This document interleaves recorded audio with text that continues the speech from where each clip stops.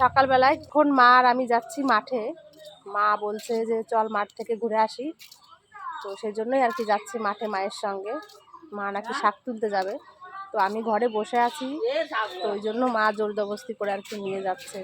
ওই করছে মা, যেখানে যাচ্ছি মা ওই যেখানে যাচ্ছি মা ওই টেনে টেনে তাই নিয়ে যাচ্ছে।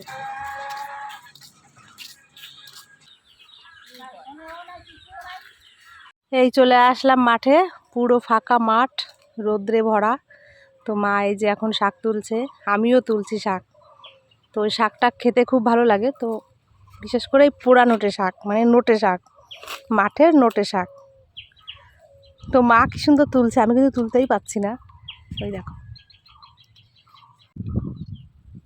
তো হাওয়া ছেড়েছে খুব সুন্দর। রোদ আছে অনেক, কিন্তু রোদ মনেই হচ্ছে না হাওয়াতে, এত সুন্দর হাওয়া এক মাঠে। তো মায়ের পিছন পিছন দেখো আমিও হাঁটছি।